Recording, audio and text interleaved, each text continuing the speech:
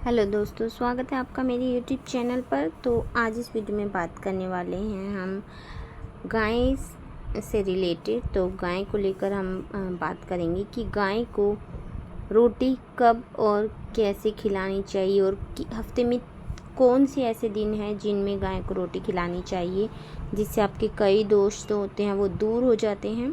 तो इसी बारे में आज हम बात करने वाले हैं। तो ज्योतिष में ऐसे कई कर्म हैं जिनसे जीवन में सकारात्मकता आती है, और ज्योतिष के कुछ उपाय आपको सभी नकारात्मक शक्तियों से दूर करने और जीवन को खुशहाल रखने में भी मदद करते हैं।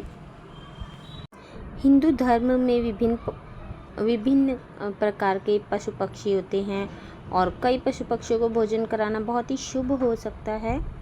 इनमें से गाय को सबसे मुख्य माना जाता है, और ऐसा भी कहा जाता है कि यदि आप नियमित रूप से गाय को रोटी खिलाती हैं तो आपको कई दोषों से मुक्ति मिल सकती है।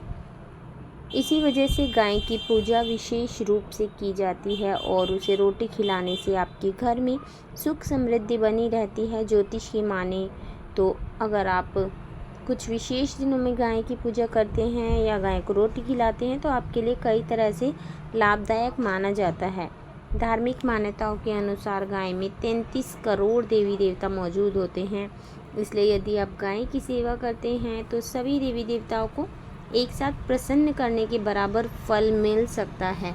यही नहीं, गाय को नियमित रूप से रोटी में गुड़ और कुछ विशेष दिनों में हल्दी मिलाकर खिलाने की सलाह भी दी जाती है। तो ज्योतिषाचार्य मनीष शर्मा जी बताते हैं कि अपने ग्रहों की शांति के लिए आपको हफ्ते में 3 दिनों कौन से 3 दिन हैं जिसमें गाय को आपको रोटी खिलानी चाहिए।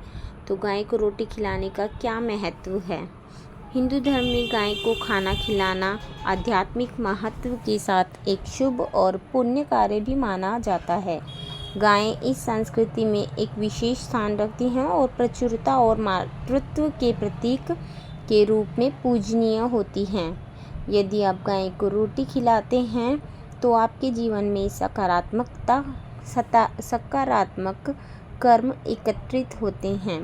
गाय को खाना खिलाने जैसे निस्वार्थ कार्य करने से व्यक्ति के कर्म जो हैं वो शुद्ध हो सकते हैं और आध्यात्मिक विकास होता है। कुछ ग्रहों की स्थिति को दोषों का कारण माना जाता है, लेकिन गाय को रोटी खिलाने से इन दोषों से मुक्ति मिल जाती है। इन दोषों को मुक्त किया जा सकता है। तो रविवार के दिन गाय को ऐसा माना जाता है कि रविवार का दिन सूर्य देव को समर्पित होता है, और यदि आपकी कुंडली में सूर्य कमज़ोर है तो गाय को कम से कम रविवार के दिन घी लगी हुई रोटी खिलाने की सलाह दी जाती है। इससे आपको सूर्य की ऊर्जा प्राप्त होती है और सभी दोषों से भी मुक्ति मिल जाती है। रविवार की सप्ताह का पहला दिन माना गया है रविवार को। तो इस दिन यदि आप गाय को रोटी खिलाती हैं तो आपको पूरे सप्ताह इसके लाभ होते हैं और सभी दोषों से मुक्ति भी मिलती है। कोशिश करें कि इस दिन जब गाय को रोटी खिलाएं तो उसमें गुड़ या चीनी ज़रूर रखें। इसके बाद गुरुवार का संबंध गुरु बृहस्पति से होता है, जिन्हें आशीर्वाद और विकास से जुड़ा हुआ माना जाता है। ऐसा माना जाता है कि यदि कोई व्यक्ति गुरुवार के दिन गाय को रोटी खिलाता है तो उसका गुरु मजबूत हो सकता है, और अगर आपकी कुंडली में गुरु की स्थिति कमज़ोर है तो बृहस्पतिवार के दिन आपको भगवान विष्णु का पूजन करने के साथ गाय को गुड़ और चना या चने की दाल मिलाकर खिलाते हैं तो आपको कई दोषों से मुक्ति मिल सकती है। इसके बाद शनिवार का दिन शनिदेव से जुड़ा होता है, और इस दिन लोग शनिदेव को प्रसन्न करने के लिए कुछ विशेष उपाय आजमाते हैं। ऐसा भी माना जाता है कि यदि आपकी कुंडली में शनि की 7.5 या ढैया है तो शनिवार के दिन काली गाय को रोटी ज़रूर खिलाएं। हालांकि शनिवार के कुछ कामों के लिए शुभ नहीं, शनिवार को कुछ कामों के लिए शुभ नहीं माना जाता, लेकिन गाय को रोटी खिलाना इस दिन सबसे ज़्यादा शुभ माना जाता है।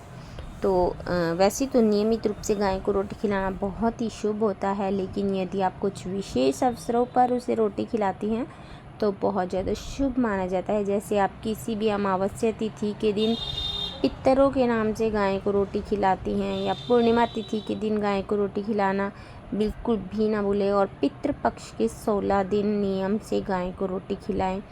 इससे आपको पितृदोष से भी मुक्ति मिल जाती है।